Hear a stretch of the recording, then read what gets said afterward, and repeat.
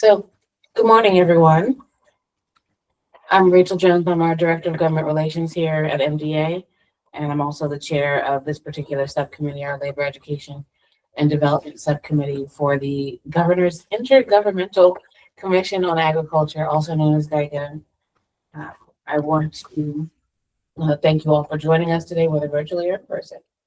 And this particular subcommittee, we're going to tackle the aforementioned subjects of labor education, all kinds of development, whether that's commercial development or solar, and any other sort of catch-all things that different agencies may want to address that pertain to the agricultural industry or crossover into commerce or aging or education or what have you. I do want to give the disclaimer that please be advised that this meeting is being recorded in accordance with the Maryland Open Meetings Act to ensure transparency and public access to the proceedings. All attendees are considered to have consented to being recorded by participating in this meeting. And then next, we're going to do the approval of the December 2024 minutes. That was the last time that our subcommittees met. Has everyone received, you should have all received a copy of the meeting minutes and the agenda for today? No? Rachel Jones, no, we have not. Harrison is attaching that now. Oh, they can't hear us at all. Hear us? I don't think they can hear us. I'm gonna go ahead and write that chat. We can't hear you. Can you hear us? Yes. You can hear us. Yes. We can. Yes. Harrison, is there an audio issue? I'm trying to.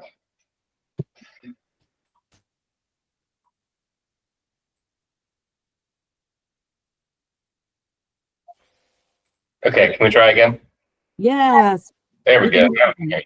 Thank you. Okay, great.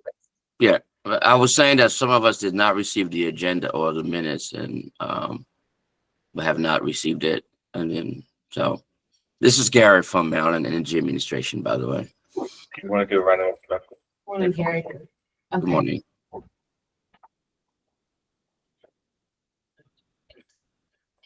And those materials will come from Harrison, not from myself. So if you'll be on the lookout from those, but he's sending those now and also sharing them. So if you'll just take a couple of minutes to review those. And the minutes for all of the recording. And then Harrison, if you don't mind me making a quick correction here, I think you sending those emails to Landon Farrick from MEA. He is not the group that involved in this one, so you may want to send it to Gary AIM moving forward. So if you don't mind that, please. Yes, sir. We can get that moving as for the next meetings.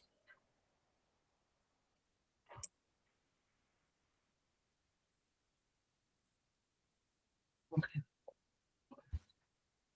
What we'll do is we'll hold off on the approval of the minutes for now until everyone's had a chance to review those.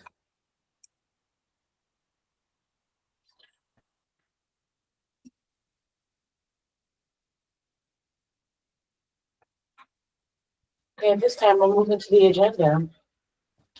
And so for today, we have a couple of presentations. Department of Labor is going to give us a presentation, as well as MSDE. We're going to also cover just a few pieces of legislation that passed this legislative session that had an impact on the ag industry that are pertinent to this committee. And then we're also going to talk a little bit about the Certified Local Farm and Fish Program and some other things. So the agenda is on the screen at this time, and will be sent via email if you need it that way as well. So we're going to start with an Apprenticeship Navigators and Pathways for Agricultural Jobs presentation from the Department of Labor. Hi, good morning. I'm Lauren Gilwey. I'm here for the Department of Labor. I will say I was tapped into this meeting just this week and was not told that I would be giving a presentation, but I'm happy to discuss this topic. First, let me tell you all just a little bit about labor and the Division of Workforce Development and Adult Learning. And then perhaps, if you have questions, I'm happy to take those. So I'm Lauren Gilwee. I'm the Policy Director for the Division of Workforce Development and Adult Learning. And we have a very broad portfolio that does include registered apprenticeship. It also includes our legacy workforce development programs that are both federally and state funded, including the premier state workforce program, which some of you may have heard of, Earn Maryland. We also have adult education in our division. So we oversee state and federal resources that are allocated to community colleges, nonprofit organizations, for English language learners to come take classes to improve their English, or for Marylanders who don't have a high school diploma to prepare for the GED exam. Additionally, correctional education sits in our division. So we work closely with DPSCS and oversee the academic, occupational, and transitional courses that occur in Maryland state prisons. Apprenticeship seems to be what this group is most interested in, so I can say a little about that. The Maryland Apprenticeship and Training Program sits in our division, and we work to support both individuals who are looking to become a registered apprentice, but also the work that goes into gathering sponsors and employers to host apprentices and develop the registered apprenticeship model at their organizations. I think that MATC, the Maryland Apprenticeship and Training Council, was also on your agenda. So MATC is the formal body in the state that actually approves registered apprenticeship programs, and they meet every other month. The meeting rotates around the state. I think the next one is actually next week in Salisbury. And it's a pretty long meeting, but they go through any potential new apprenticeship programs. The council deliberates them based on developed curriculum, the demand of the occupations, et cetera, and then approves those for formal registration in the state. So that's a little bit about our division.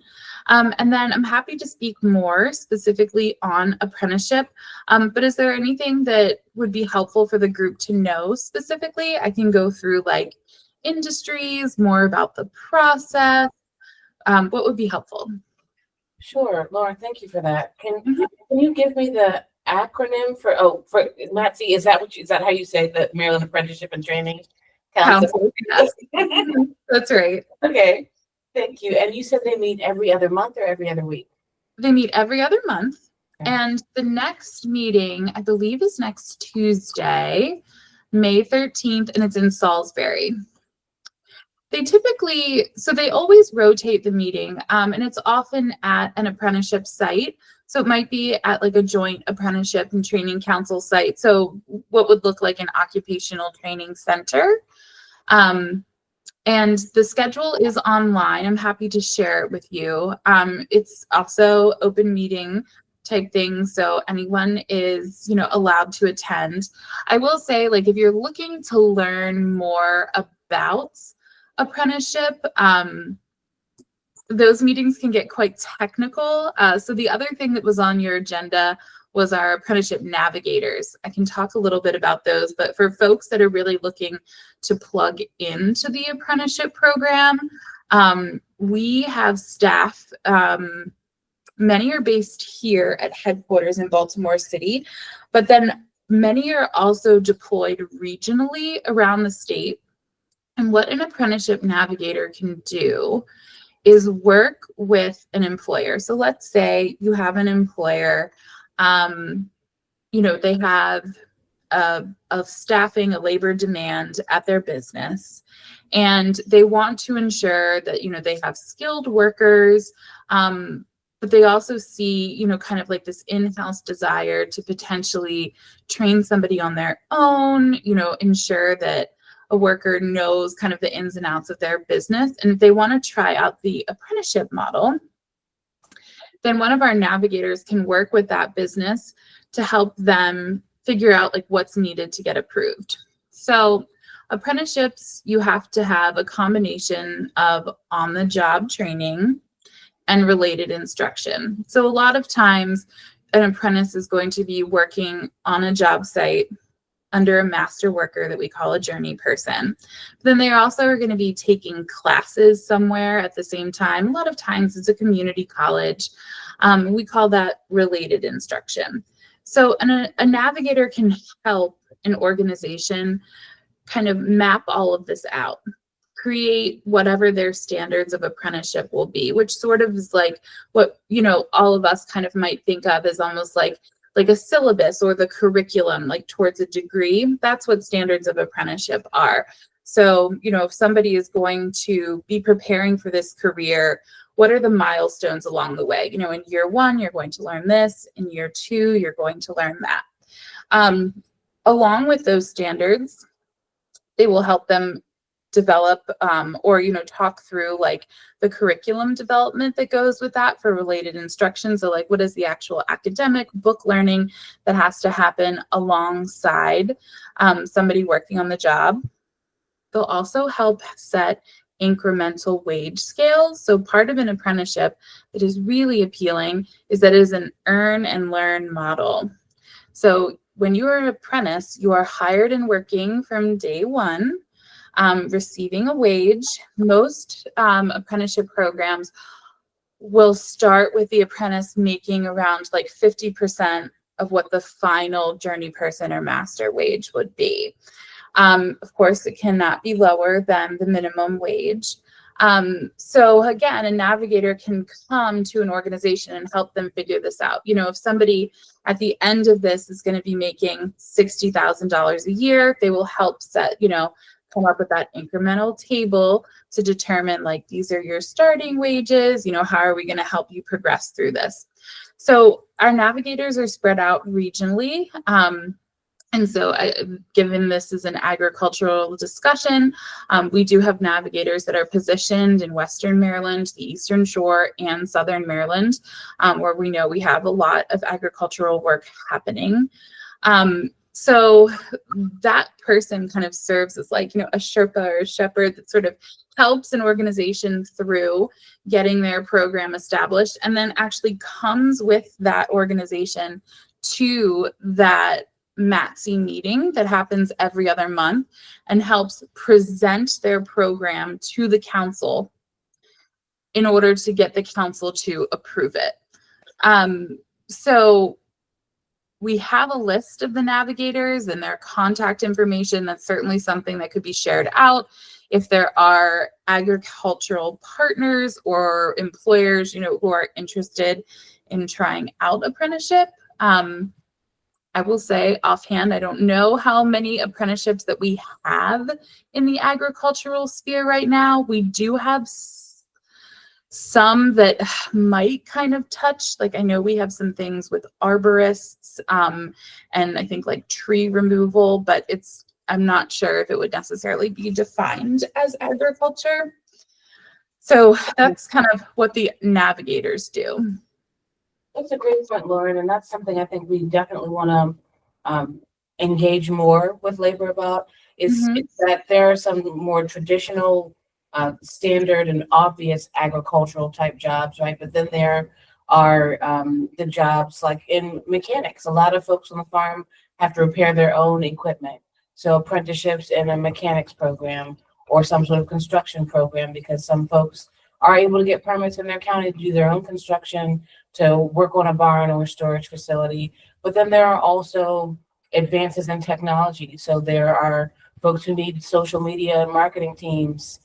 There are folks who who are interested in utilizing drones to manage crop rotation and crop production and different patterns and things like that. And so are there any other apprenticeships that you think, if you think about everything that a standard business needs, agricultural businesses need those types of staff as well. And so are there any other apprenticeships that you think you could share with us that we could share with folks in the agricultural industry that they might benefit from as well?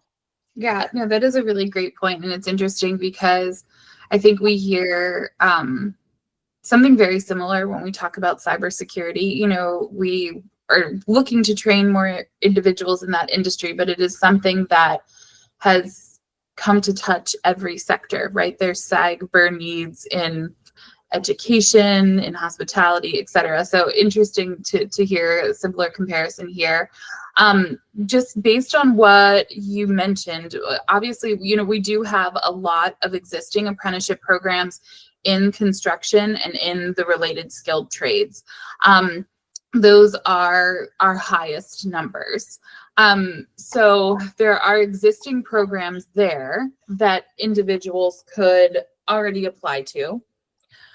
Also, if you have an employer or an organization, you know, that is interested in building out that programming more, you know, there's always the opportunity for someone to create their own program. Some of these programs in construction and the skilled trades are linked and union based. Some are non-union. So there really are a lot of them that exist already. Mechanics, there are some automotive type apprenticeships that exist in Maryland, and there are some machining type ones too. We'd have to get our apprenticeship team to actually pull all the occupations for you in those areas, which we can certainly do. We do have some social media kind of IT, like tech things that are just starting. I think that there is one existing social media program, and I'd have to have our team confirm it, but I believe the sponsor, like I believe it runs out of UMBC, but I can confirm that. The drone piece, I honestly don't know if we have anything existing, but can certainly ask. And then I think, like, to your question about, like, are there other things? You know, we do have some, like, if you're thinking sort of like the business model, there are some existing accounting apprenticeships. So for somebody who's looking at like the financial side of their business, that is there. I'm trying to think we have quite a bit in that we're working on in healthcare. I'm not quite sure that there's a whole lot of overlap there. But definitely construction. I can't really think of anything else offhand that we have that would link up other than the machining and the construction, but I can certainly ask our team and get you like a full list that would make sense. That would be great. Thank you. Lauren, what for the folks that are interested in hosting apprentices and starting that program up, what size business are you often looking at?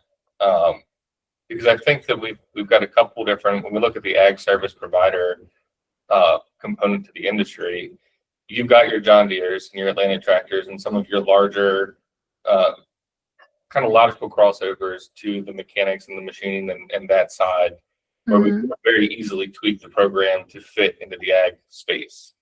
But we've also got a huge need for some of the specialized trades, like a farrier or like a precision applicator, which I think aligns with the drone piece. But even for some of those operator side, are you looking at a company that is hosting hundreds of employees? Or are you looking at some of these smaller businesses that maybe have 5 or 6 and are needing to train the next generation?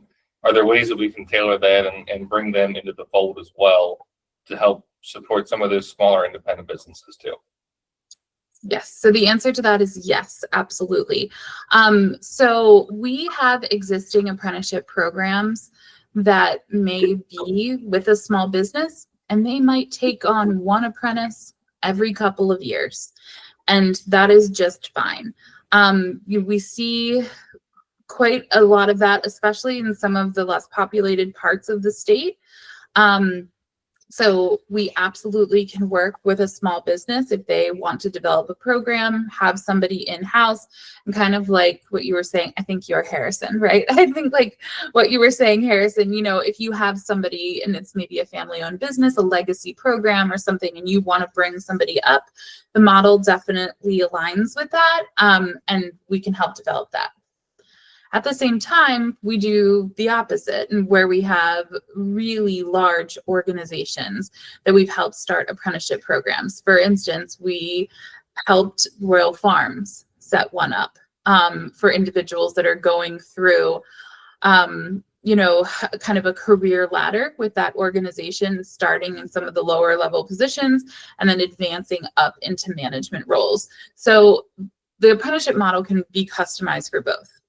On the small business side, there's something called group joint apprenticeships, which basically means, so let's say you had, I'm going to try to come up with an example, like a cluster of small businesses on the Eastern Shore that were all kind of doing the same thing. And then you had an organization like sitting above them. Let's say it was some sort of industry association. That industry association could establish an apprenticeship program. That means going through that process to develop standards and getting things approved one time. And then all of those little small businesses underneath of that organization can be employers that feed into that apprenticeship program. So in that scenario, you have a sponsor that kind of sits over top of a bunch of businesses. But it's all the same program. And again, that's called group joint. So sometimes that helps move it faster. So like if you had, I'm just making something up, like Wycomico County Farmers Association or something like that, that wanted to establish a program that then a bunch of farming groups could go into as an employer, that's sort of a way to move things faster. However, if you just have an individual employer that wants to completely do their own thing, that is acceptable too. And our apprenticeship navigators can help talk through what is the best scenario there, or even link folks up with something that already exists. But the answer to your question, Harrison, is yes. Thank you. I'm just brainstorming, thinking of some groups like Farm Bureau or Future Harvest or other, sort of umbrella groups that could offer some of those opportunities for the smaller independent. Yeah, absolutely. That would be and fantastic. somebody like the Farm Bureau, if they were going to sign on as a sponsor, every occupation is its own program. So if there were like the Farm Bureau could serve as a sponsor for, just making something up, like I have very limited knowledge of this, like tractor operator, drone operator, and the Farm Bureau could be the sponsor for those. Yep. And then spider in all of these employers underneath of it. Thank you. Now, is there funding associated that could help the organizations with the either hiring or maintenance or operations? Yes. So we actually have a couple of incentives, particularly targeted at startup costs. So what I described before, like when beginning a program, it takes man hours. Oftentimes for the educational related instruction piece, you're going to need someone to assist with curriculum development. Like I said, a lot of sponsors will buddy up with a place like a community college at that point, but there's a cost associated with it. So over the last couple of years, we have been using a federal grant to run a program we called SAIR, S-A-I-R, the Sponsor Apprenticeship Incentive. Before you write it down, it's over now. However, we had a bill that we worked very closely with the governor's office on. It was Governor Moore's Apprenticeship Raise Act this session that passed, and it includes a similar pay per apprentice incentive program. That bill goes into effect October 1st. And again, it's called the RAISE Act.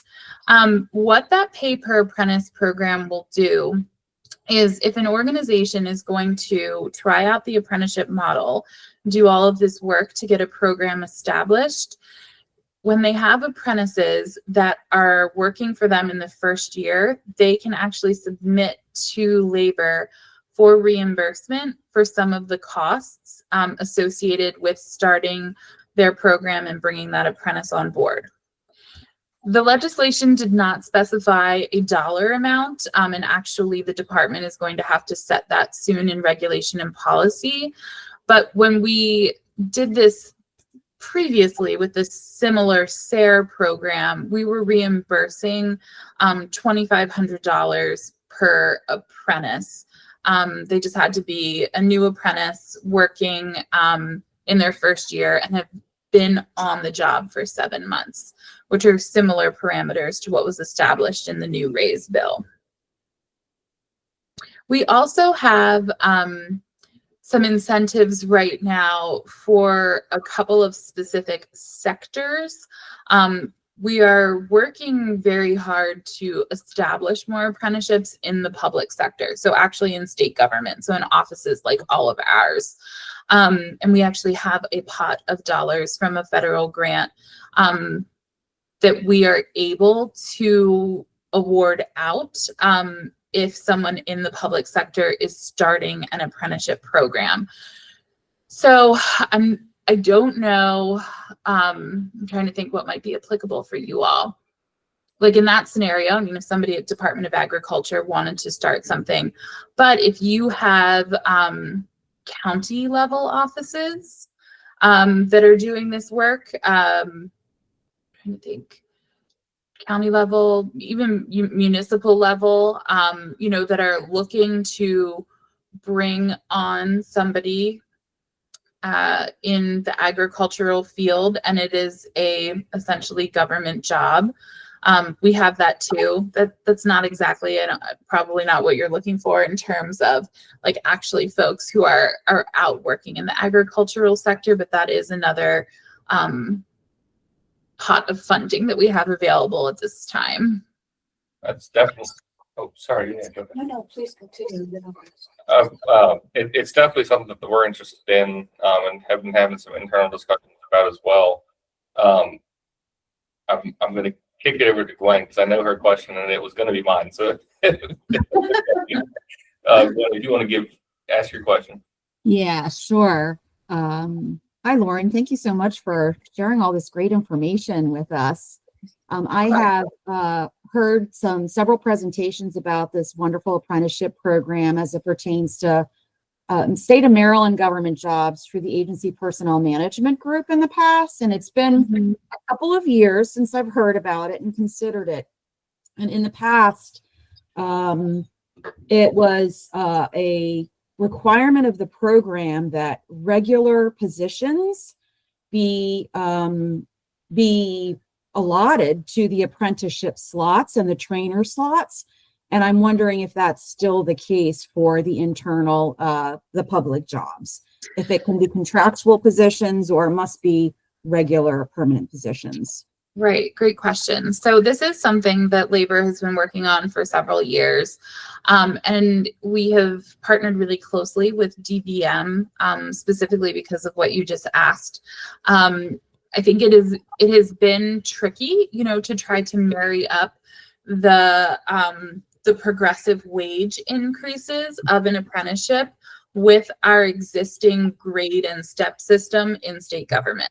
So if you think about an apprenticeship like a plumber or an electrician, you know, 3 to 4 years, and as you progress through, like, you know, let's just say, like, for ease, like, let's say the end salary is $100,000. So, you know, this individual might start at $50,000.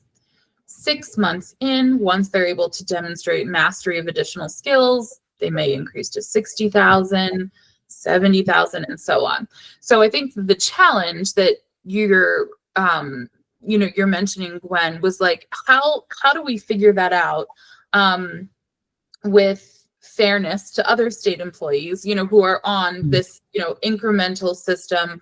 Grades and steps only occur, you know, when the budget permits, or, you know, when, you know, there's union negotiation, et cetera. So we have worked closely with DBM to try to resolve some of this. And the intention is that the individuals are in like an apprenticeship PIN so that they are not starting out as contractual. But it has taken time to get this all settled, right? So that there is like a wage and a scale that makes sense for the occupation that somebody's in, but also that aligns with what's required of an apprenticeship program. So we're not looking at contractuals. The intention is really for it to be a permanent PIM position, but that there's an established wage ladder that you would see with an apprenticeship from the get-go.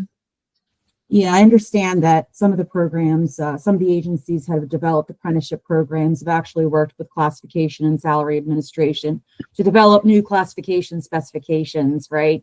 And that's part of the structure and development. So, all right, thank you so much. One more question. Have there been situations in which apprenticeship programs have developed because there's been a within a state agency because there's been an anticipated need, or are these generally existing needs with lots of current vacancies in permanent positions? Yeah, that's a great question. I think the work that has happened here it's mostly been based on current need. I think that there's also been an emphasis on trying to really survey all the executive level agencies and kind of see like what are some of the roles that are needed across the board. So like whether you're at labor or agriculture or human services, like everybody needs an administrative assistant or everybody needs an accountant.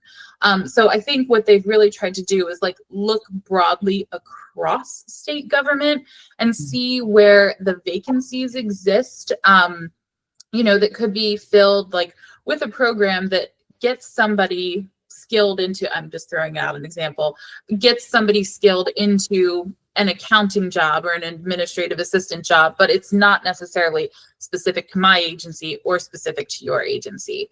So I hope that answers your question. Yeah, it does. Thank you so much. I really appreciate it. You're welcome. Hi, Lauren. I have a question as well. My name is Leslie Sessom Parks. I'm with MSDE in the Hi, office Leslie. hi there, in the Office of School and Community Nutrition Programs.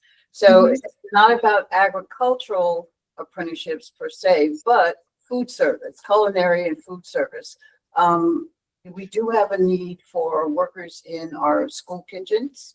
So either a sponsorship through a county school district, or perhaps even under the auspices of MSDE. Are there apprenticeships available in food service? Yes. So great question and nice to see you, Leslie. There are some food service related apprenticeships. Most of them fall like really within the hospitality industry. I think we have some established programs with like hotels. And so it's probably something that would be comparable to your needs. It probably doesn't align exactly, but in terms of like food safety, food storage, those types of things. In terms of establishing a program, it's interesting because I know our apprenticeship team has worked really closely with other parts of MSDE, one on apprenticeships for individuals in high school, but then also looking into teacher apprenticeships, actually. So we have many contacts at MSDE. It would be really good to connect with your office as well.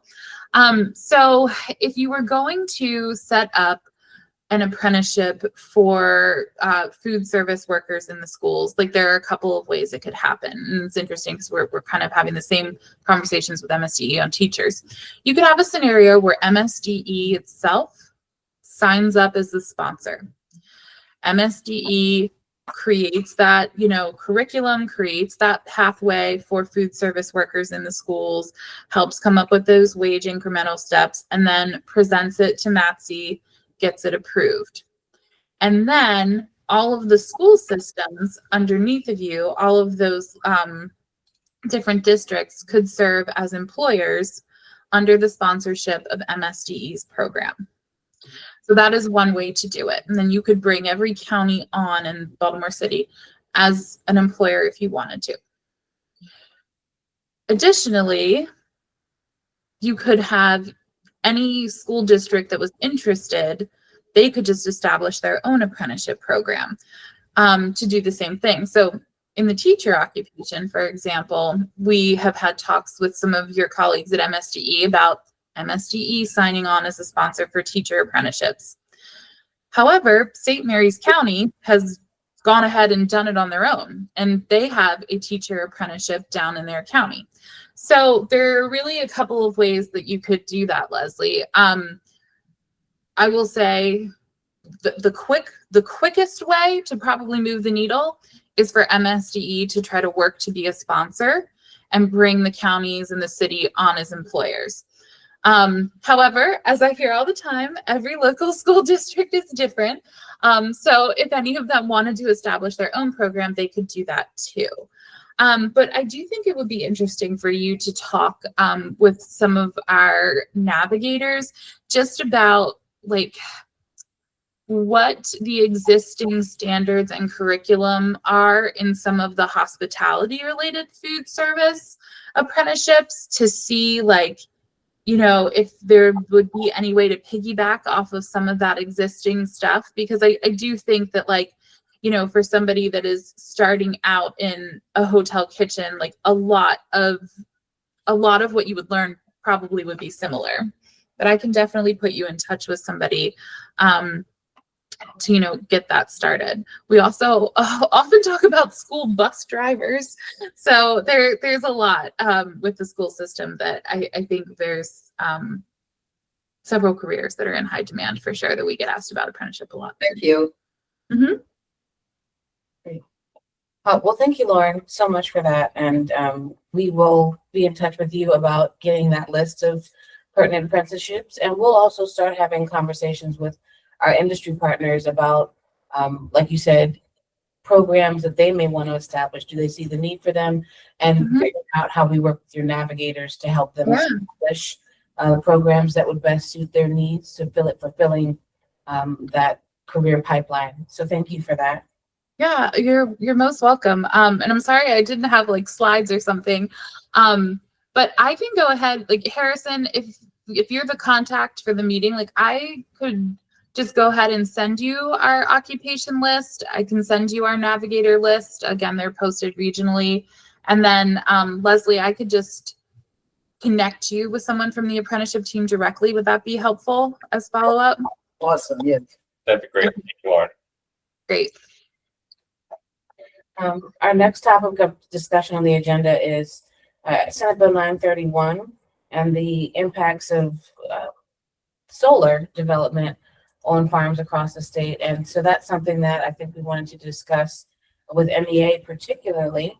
As some of you may know, the state has some renewable energy goals that were established by two pieces of legislation. One would be the Clean Energy and Jobs Act of 2019, and then the Climate Solutions Now Act of 2022 that have established some pretty great, but also aggressive compared to the rest of the nation, renewable energy goals. And part of that goal establishes that 14.5% of the state's renewable energy must come from solar.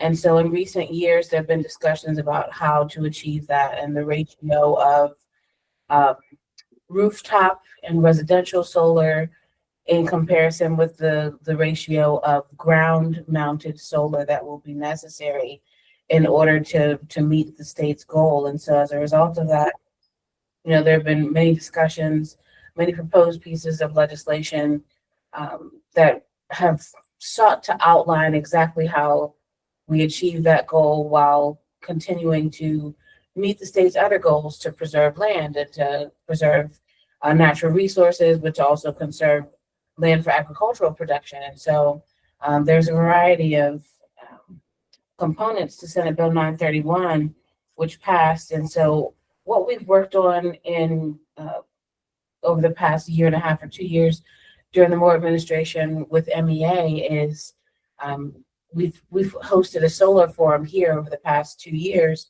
where we've invited folks from across the state and the industry, different county planning and zoning folks, farmers who have interest or just are curious about what the state's goals are and about solar overall. And we've tried to talk about solar siting and what that means. And obviously, each county previously had the discretion to say, well, our planning and zoning has mapped out XYZ for acreage for solar and for future development for housing and what have you. And there were a couple of counties that had basically put in ordinances prohibiting any additional solar. The PSC has there's now legislation and regulation that basically say local preemption is no longer allowed. Local governments can no longer say, we've had enough solar, we don't want any more. And so SB 931 was sponsored by Senator Feldman, who's the chair of the Triple E committee in the Senate. And that legislation establishes some pretty solid parameters for solar siting as it pertains to agricultural properties. And one of the biggest pieces of that has been a cap that says that in priority preservation areas, there cannot be more than, you cannot develop more than 5% of the land in priority preservation areas across the state. And so that really puts a limit on agricultural land that can be developed for solar, which we think is a good thing. It essentially protects 95% of agricultural land in priority preservation areas across the state, which is something that will be beneficial to ensuring that there's continued agricultural production. So I think one of the things we'd like to do, obviously this bill has not yet been signed by the governor, and we understand that the Farm Bureau has sent, and many members have sent letters to the governor's office asking that he not sign it. I don't think that they're asking him to veto it per se, but they're just asking that he not sign it. And so we don't know if the bill is going to be signed by the governor or if it will just go into law on its own without his signature. But what we'd like to be prepared for is some sort of joint messaging. And so Gary, Landon, and Abby will remember that we worked on a little fact sheet probably about maybe a little over a year ago, which just created messaging that we could share with Maryland farmers about how to be informed, how to ask questions when you're approached by a solar developer about an offer for solar on your property. We basically outline things that they should ask for.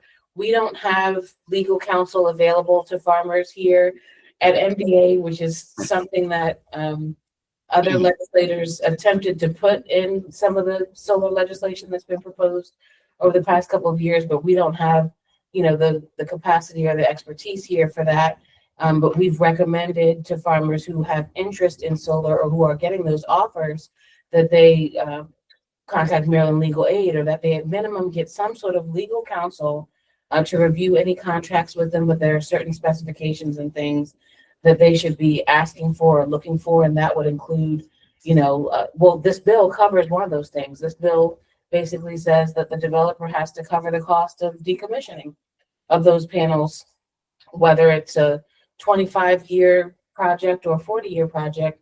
The bill requires that the cost of decommissioning be built in to the contract up front, which is not something that's currently done right now unless the landowner / farmer negotiates that. So those are things we've encouraged. And so, Gary, what we'd like to work on with MEA is after this bill goes into effect, we just want to make sure that we can coordinate with you all to perhaps update that fact sheet to make sure that we are sharing the most accurate information that we can about solar projects with Maryland farmers, and just ensuring that we continue the partnership that we have with you all. And so if there are continued grant programs available for a farmer who does want solar, we'd like to work with you on making sure we have an updated list of those grants so that they can reach out to you about those. And we also want to make sure that we have the right questions. If there are questions that farmers have, or if there's continued misinformation, we want to make sure that we can continue to partner with you all. We haven't decided if we're going to do a solar forum again this year, But if we do, we'd certainly love to have Director Penske as a speaker again, and he's been so gracious to do that for us the past 2 years, just to make sure that we are informing Maryland's ag industry of, again, what the state's renewable energy goals are, and the fact that, yes, there are other plans. One of the major questions or comments that we hear is, why is solar not going on state-owned land and parking lots and everywhere else first? Why farmland? And we know that MEA has worked with DNR and that there are projections, and this bill does outline some parameters also for rooftop solar. And so we want to make sure that we continue to discuss that, as well as that there are plans and guidelines for solar development that isn't ground mounted. And so that's something we want to continue to work with MEA on. And then the other thing that's Yeah, Rachel, I want to just I concur everything you just said. That yes, the bill you referenced is the Senate Bill 931, and I do have the bill in front of me, which is the House Bill 1036, which is the same bill which was sponsored by Delegate Wilson and Crosby as well. And that bill will take effect on July 1, 2025. And that bill basically requires everything you just mentioned, with DNR will take the lead on that, but at the same token, with the consultation with MEA and MDOT and also Department of Planning. But to answer your question specifically about solar by itself, and MEA has been at the forefront of pushing most of solar projects in public facilities. We do have a public facility solar grant program that basically funds cities and counties, municipal government, to help them support solar installation in public facilities. And then secondly, we also support oversubscribe some of these programs, the solar canopy program that support also solar installation, provide for multiple uses in land.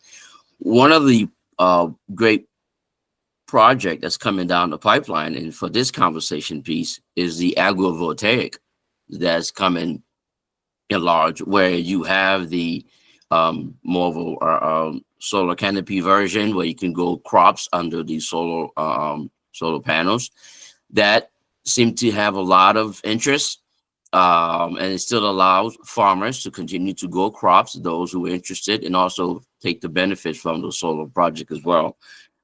Recently, under the innovation program, we awarded close to $1 million for University of Maryland to do 2 solar agrivoltaic projects, and one in Western Maryland and one in Washington County. We're waiting to get the results of that.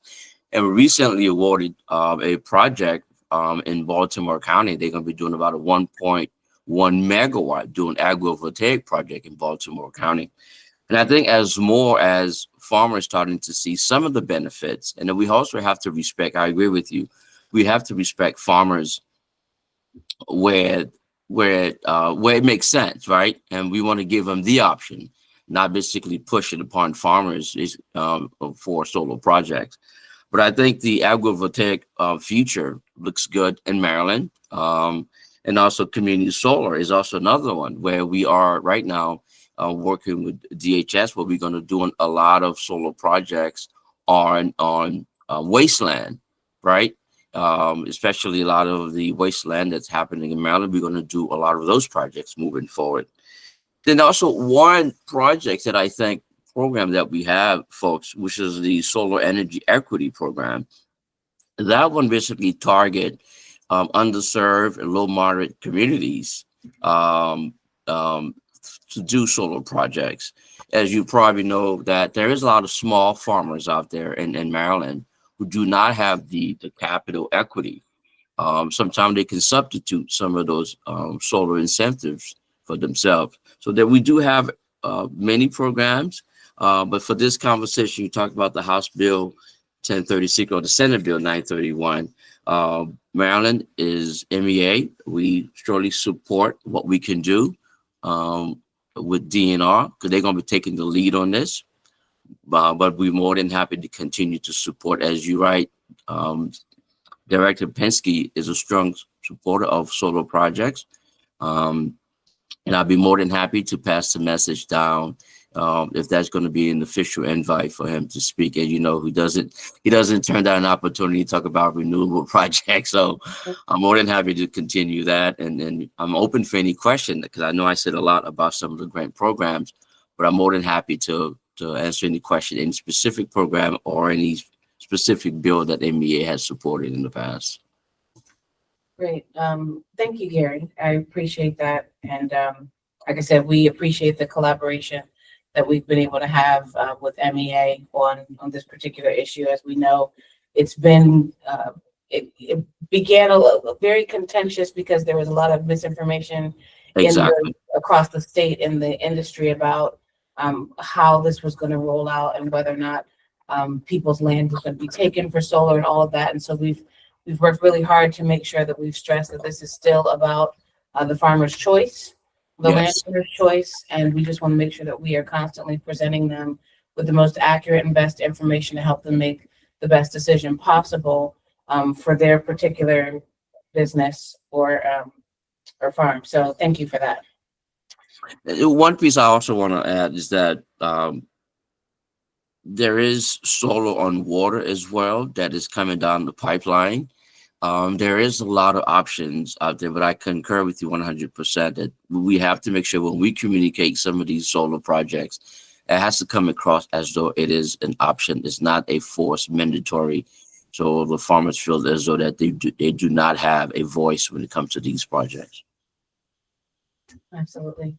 Thank you very much. There was another item I had for MEA, but I'll save that for new business. Okay. So thank you. So we'll move on now to local food exchange, SB 177, and I will kick that over to Leslie from MSDE to discuss, and then we'll pass it on to Karen afterwards to talk about certified local farmers. We've got Rod and Kiara online as well to help facilitate the DTS portion. I'll go ahead and share this PowerPoint on the screen.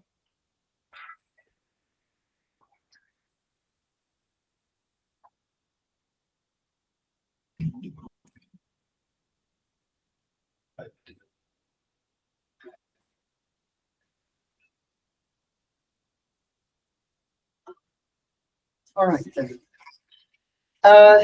So hello, good morning, everyone. Harrison, Rachel, thank you for inviting me here. As I mentioned earlier, my name is Leslie Sesson Parks. I am with the Office of School and Community Nutrition Programs at MSDE. Next slide, please. I also would like to recognize our executive director who's on the call, Julie Fletcher, and we're happy to be part of this meeting. So who are we? Essentially, our office administers the USDA child nutrition programs. These include the National School Lunch Program and the School Breakfast Program. We also oversee another USDA program known as Farm to School, and we work in collaboration with MDA on this program. Next slide, please. So what is Farm to School? Essentially, what it is, it means local foods in school meals, the inclusion of local foods in school meals. So technically, Farm to School is a set of USDA policies and practices. It includes the procurement of local food for school meals or taste tests. It also includes school gardens, agricultural education, etc. It promotes healthy food for students, and it supports the local supply chain, and it creates new markets for producers into the schools. I'd like to point out through that QR code, MSDE did publish a sustainability study on Farm to School, and I invite you to read it and look at it, and it also includes some of our current programming and some of our aims. So additionally, right now in Maryland, over 100 million meals are served annually in Maryland schools. There's a saying, I haven't done the research, but it's commonly said that Montgomery County serves more school meals annually than Disney World. So it might very well be the case. Currently, the spend on food is about $465 million for the public LEAs. You may be aware that we administer the program not only for our 24 public counties, but for non-public private schools, for residential child care agencies.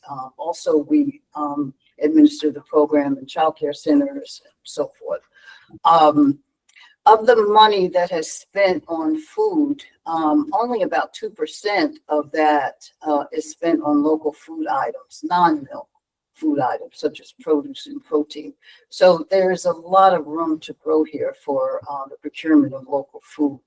Right now, about 85% of what is served locally is milk. Excuse me, Harrison, I just wanted to note that the slides aren't moving for us on virtual right now. Oh, No. that's too bad. Sorry to interrupt. Yeah, no worries. Can you put them in presenter mode as well? They're on presenter mode on our side. So what are you seeing now? Are you seeing the non-presenter mode? Yes, I would say so. Yeah, because we can see all of them on the left side, and then the middle is the slide, but it's smaller side. Can we just go to that first slide with the blueberries? I want to make sure that they Sure.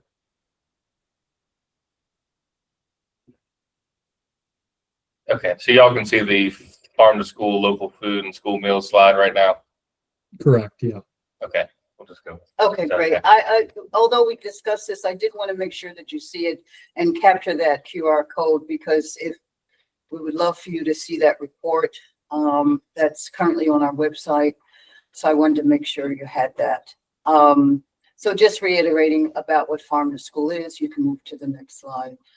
As I mentioned, only about 2% right now is of local foods, non-milk local foods is spent in school meals. So how do we increase local food procurement for school meals? That's really what this discussion is about today. So what we've learned, there are several challenges, both on the school side as well as the producer side. And for those of you who may not know, LEA means Local Education Agency. That is what we call our school districts as well as our private schools, et cetera, even our child care agencies. But for the most part right now, we're talking about the public schools. So the schools have a hard time sourcing products. They don't necessarily know where to go, and they need such large quantities typically.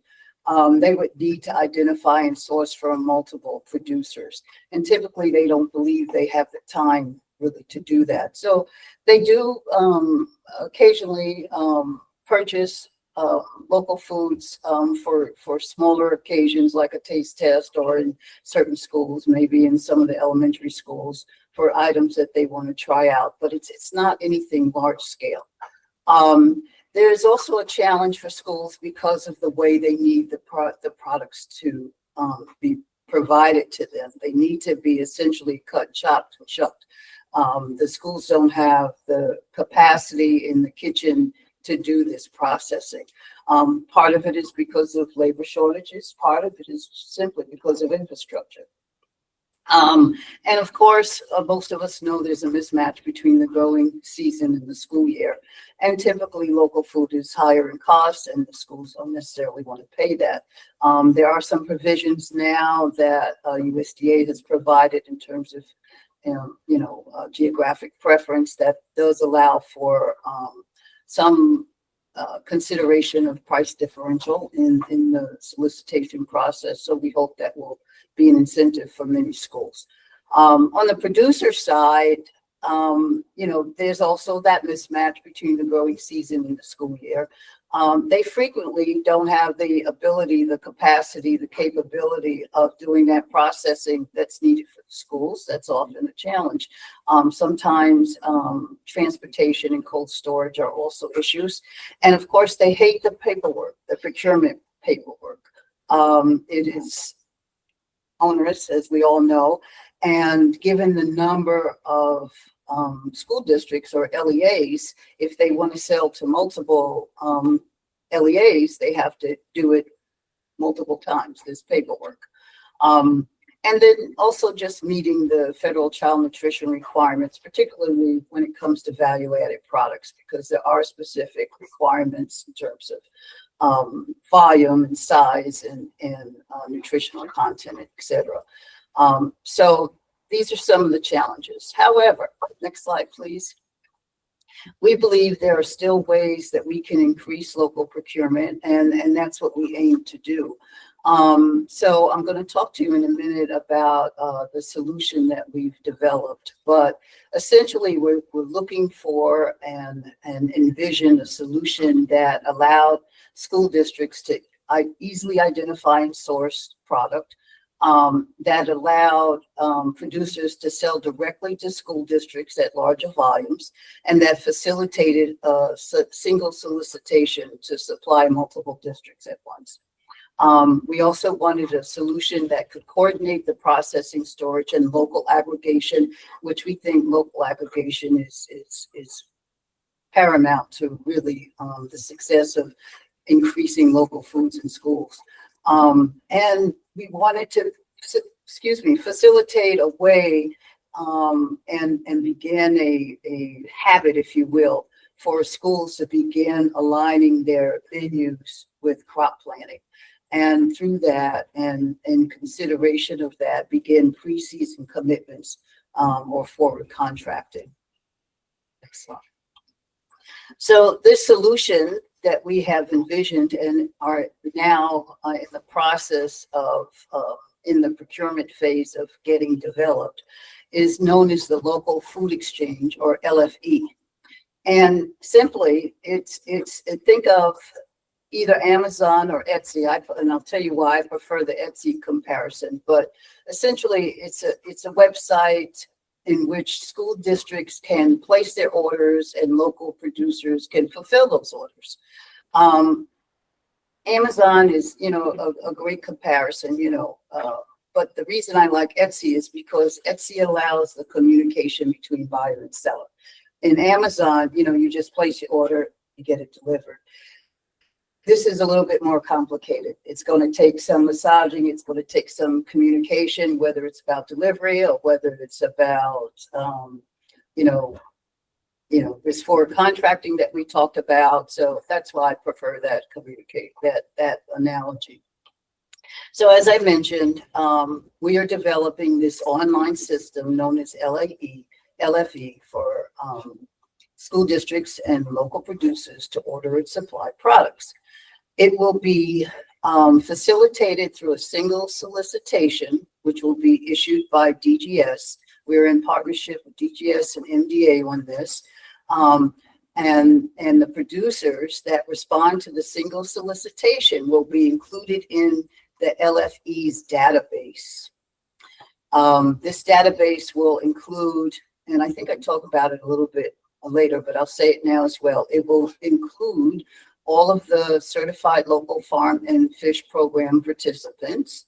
It will also include farmers who are within a 250-mile radius of a delivery site. So we hope it will be an extensive database. Basically, we want to create the marketplace again in this database. School districts will have the option to opt in, and we expect the launch to go in early 2027. The RFP for the technology, go to the next slide, please. It may be on here. Yes, it is. So the RFP for the technology is expected to post on Emma in June. Keep your fingers crossed. And we also will have that solicitation for the producers, hopefully posted sometime between October and December. Right, Rod? And the system development and the producing, the onboarding of the producers we expect could take about a year. So that's why we mentioned the launch by the end of 26, beginning of 27. I'll get to the bill in a moment. But circling back to the LFE, some of the key functions are listed here. So they include inventory upload, product selection, order placement and processing, invoicing. Hopefully, payment will be able to be facilitated through the system as well. And as I mentioned earlier, email communication, which we think is very important. So to assist us in this vision and to support us, there was a bill that was sponsored in the Assembly this year, HB 56 and Senate Bill 177. New slide, please.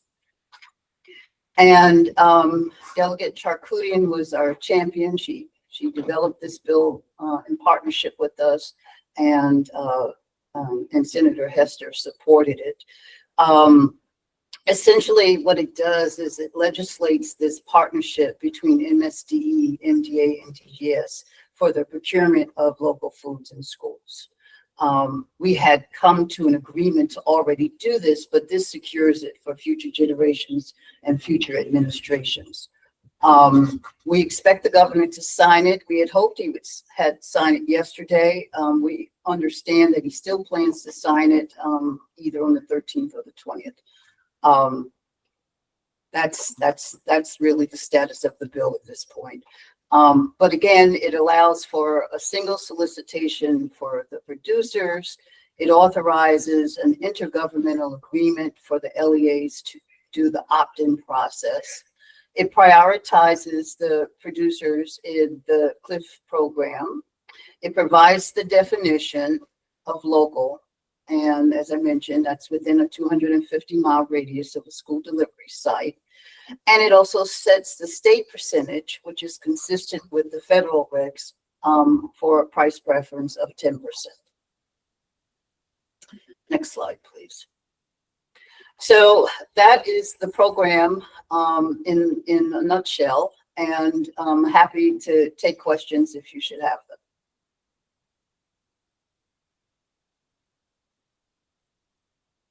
So one of my questions will bounce into, so we can see the folks online as well. So when we're looking at farms that are in the CLFF program and the priority given to them, how does that work? Do they have to sort of eliminate all the options to say we can't buy it from these farms first before we start looking local? Well, how does the preference work? That's an excellent question, and that's something that we are designing now, and we'll design it also in partnership with MDA. We do know that they will have a designated page. You know, there'll be a highlight that they are part of the program, and certainly we will encourage our LEAs to order from them first. But the actual nuts and bolts of how we will begin that prioritization, we're still working out. You know, in terms of being entered into the database, you know, they will have priority interests into that database. You know, as far as I am concerned, that they all would be entered into the database. I know we have to go through the evaluation of each farmer through the solicitation process, but they get extra points in that evaluation for being part of that program. Okay. But it's not necessarily a requirement to exhaust the CLFF options before looking at a state. At this point, it is not, but Okay. that's subject to conversation. Okay. Part of our concern is the ability for them or any farmer to be able to supply what's needed in the volume that's needed and in the processing state that it's needed. Right. But I think that's something that, you know, as a partnership team that we'll discuss as this is developed. That'd be great. I know when we're looking at particularly at volume, Mhm. Our costs are higher in Maryland. And if you're CLFF, that's part of that associated cost that is a little bit higher for you to produce. And so if we're looking at that competition of 250 miles, that's looking at all of Virginia, all of Pennsylvania, half of Carolina. You know, it's a very, very big network that even with transportation, I'm concerned that if it's not a requirement quite yet, and again, we can keep discussing that. I just have a lot of concern that our folks who are going to go through the effort of getting into this are going to be priced out very quickly if there's not a real demand and push for that local piece. Mhm. So that I think that we can tease some of this piece stuff. Okay, fair enough. I think Suzanne had a question. Or something. Chat. Was it in the chat? Can I ask a question? Is that okay? Sure. Let's address the chat question. I know that came in Okay. first. The 250-mile radius, does that mean Pennsylvania, Delaware, Virginia producers can participate? I think yes. Well, yes, it could. So it's 250 miles from the delivery site. So, those border states. Right. Would be able to Here, participate. kind of including West Virginia, Ohio, and Yeah, and Yeah. Just so you know, currently, in terms of any produce that we have been buying, it's about 400 miles. So we did Wow. bring it in. That's great. And hopefully in time, as this kicks off, it becomes successful, we won't need to have that 250-mile radius. Right now, that was to try to meet the capacity needs that we have. That's a delicate balance. Yeah. And I think we've discussed before with commerce that there are also interstate commerce relationships that we also don't want to damage. We know a lot of our producers do business outside of the state. And so while the goal with Certified Local Farm and Fish is obviously to promote Maryland producers, we also have to be mindful about interstate commerce and making sure that there's no, I guess, sort of like retaliation from neighboring states if we limit what their producers can sell to Maryland. So it's a delicate balance of navigating that as well. Gary, you had a question? Yeah, I don't know if it's the right phone for that. Forgive me. Yeah, I wanted to know, was there anything that was presented in the bill that talked about food waste, and if that's something that you all talked about at the MSD at all about food waste issues throughout. But Yeah. there's nothing in this specific bill about food waste. So, And Gary, I can talk with you offline if you like. There was at least one other bill that dealt with food waste. House Bill 42 dealt Okay. with food waste and establishing on-farm organics programs, but we can talk about that offline. And then last year there was an anaerobic digestion bill that also passed, and so those dealt with food waste, and I can talk with you about those offline. Thank you, Rachel. You're welcome. Hi, Leslie. Thank you for the great presentation. I really appreciate it. Just one quick follow-up. Could you describe how the LFE is sort of integrated into the current procurement scheme with EMA? Is it an entirely separate process that now producers won't need to deal with those legacy platforms for answering those solicitations? Could you just provide a little bit more detail on that? well, I may actually defer to DGS on that. What I can tell you is that registration and responding to the solicitation is through EMA.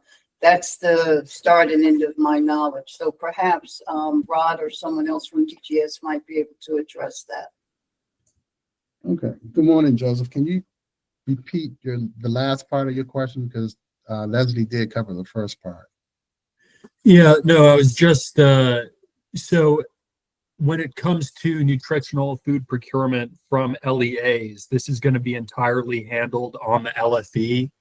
I'm not 100% familiar with EMA and that system right now, but I'm just trying to understand if it's going to be fully housed under the LFE system or if there still will be components of the procurement process that are on EMA as well. Most of the procurement process is going to be on EMA. And as long as the farmers are registered and they select the appropriate codes, once the solicitation is posted, they'll receive a notification to respond. Does that answer your question? Yeah, and that would be on EMA, right? Yes, that would be on EMA. There we go. Thank you. I appreciate it. No problem.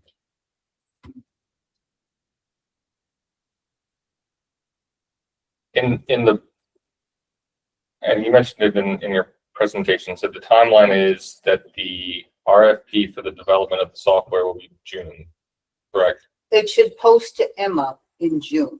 That Okay. is an expected date. Okay, We've had more than one expected date, but that is the expected date now. okay, And then the assumption, and you know, it's a long process even after we go through the evaluation process. It has to be approved by DBM. So we assume that there will be an award made by the end of the year or January, or I should say the approval of that award would be by the end of the year or January. And it would take about a year then to develop the system. okay, That's an estimate. So yes, and we're working to do the solicitation for the producers in parallel because it's going to require time. We're allowing extra time for the producers to be able to register on Emma and then to respond to the solicitation. Then we have to go through the evaluation process. Then once they're onboarded, there's lots of materials that they have to upload, their price list, their profile, whatever it is we decide needs to be in that database to make them attractive, etc. And so we're allowing enough time for that as well. So that's why we're starting that solicitation for producers now to get that process rolling. and so that's what the 2027 date comes in. That's 18-ish months of solicitation to get the contract to develop software. That's time for producers to get associated in the Emma first, so that once, you know, assuming by 2020, yeah, early 2027, we can hit the ground running Yes. get it going. And hopefully that includes some beta test time, all of that. So fully functional. Excellent. Yeah. The software development piece, and this may be a DGS question too. What we've heard from a handful of farmers is that they've either developed their own software for their specific operation to kind of meet their needs of whatever they're doing. Or there have been, and specifically in like Prince George's County within the Beltway, that there are some smaller software companies as well that help with like the urban producers and getting those people moving. Is that like the folks that we would want to try to get to apply to this to help develop the software for the state? The folks that have done this before, and are there ways that we can help kind of connect those dots for folks with food system experience? Yes, I in would agriculture? generally say yes. Okay.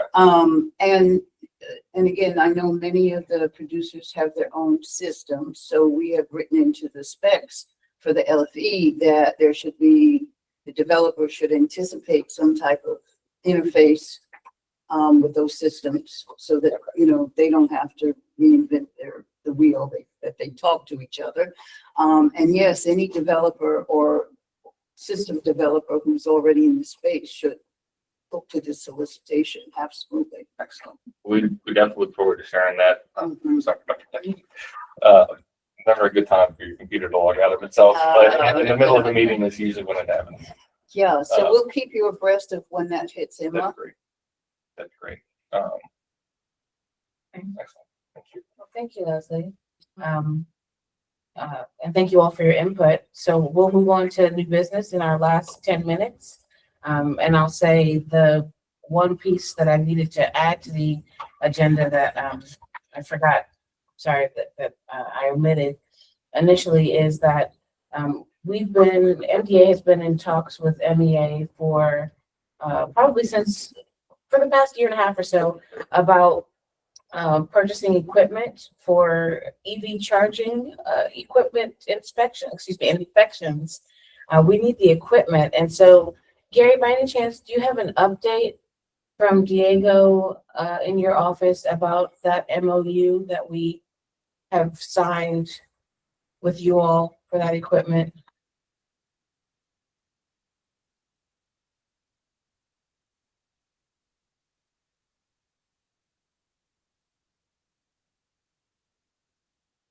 I don't know if you can hear me, Gary, and if not, then I'll. Oh, Yeah, I can hear you now. I'm sorry. Sorry, Rachel. It's okay. No. So I was checking to see.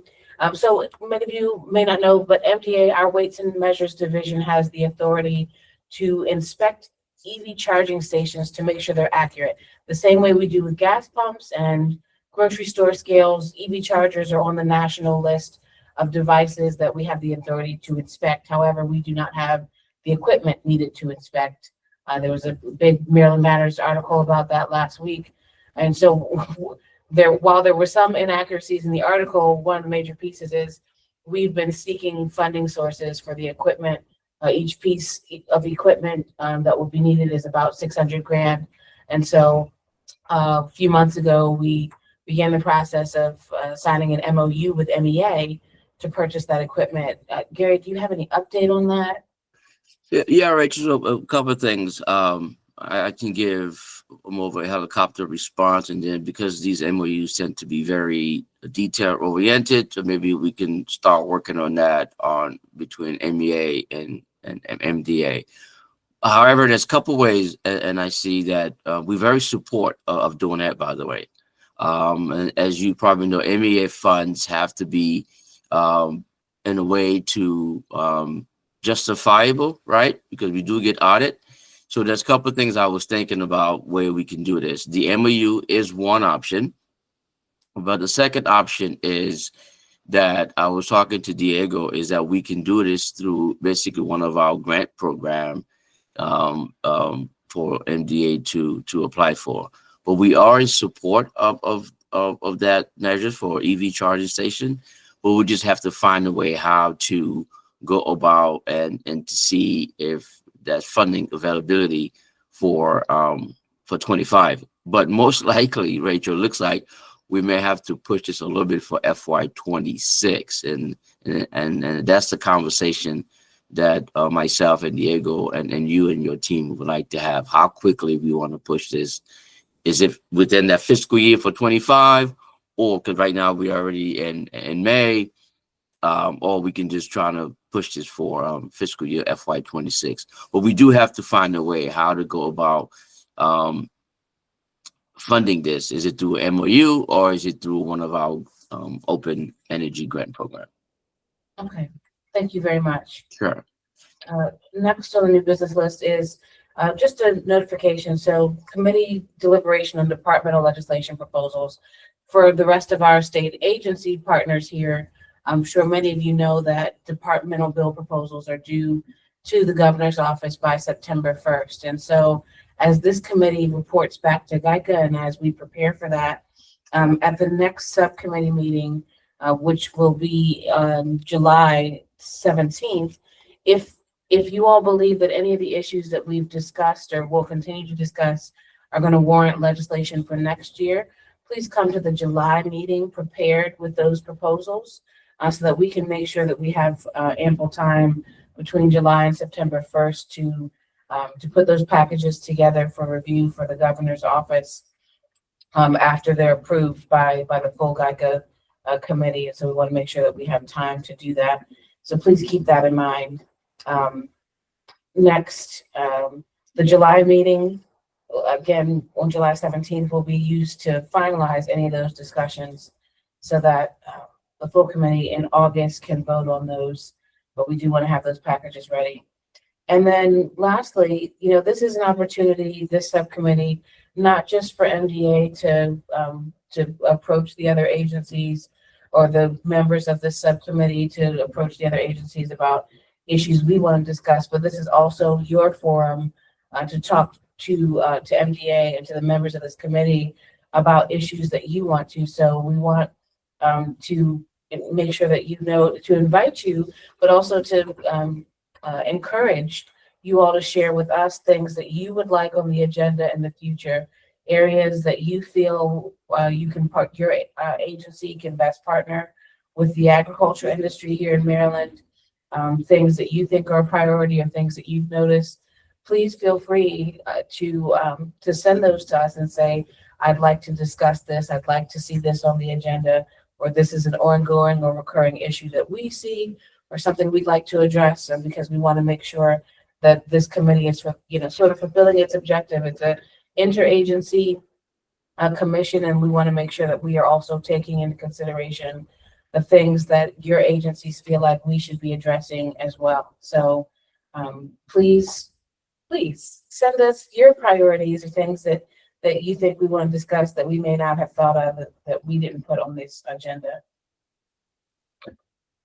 And with that, a brief administrative update just on on flow. And I know there's a lot of both new appointed members, but also new agency members as we're moving forward. And I want to circle back to Gary's point earlier. As we're working through a variety of different topics throughout the subcommittee meetings and the full GICA, throughout each of your agencies, there's going to be a handful of different subject matter experts that should be included in the conversation. Our public appointed members do not have access to agendas when we link them to the Google Docs or the Google Calendar invite, unlike our MDA or our state partners who are on the Google system. So it's tough to link the agenda and not give access to our appointed members. But then sending out the agenda ahead of time, there are a handful of other folks throughout the agencies that are added to the calendar invite to participate. So I'll just ask as we move forward, when inviting folks from your agencies that are subject matter experts or are here to present and be part of the conversation, just keep me in the loop, and I'm happy to send the agendas out. And I'll do, I think, moving forward immediately before the meetings, make sure that I get that updated agenda or updated invite list as our partners are adding new folks, so that everyone's in the loop going into the meetings. GICA as a whole has 19 appointed members that are appointed by the governor to serve. Those appointed members are the voting membership of GICA, and then the advisory agencies that were established in the initial executive order in 2006, and then also our pending executive order moving forward. Once that is signed, we'll add more agencies, including MSTE, to continue to be part of the conversation. But we always welcome our other agency partners to be part of this. But excuse me, circling back to the minutes, we will need to get a motion and for approval in a second from the voting members. And that list that's in attendance today is Joanne and Suzanne. That might be all.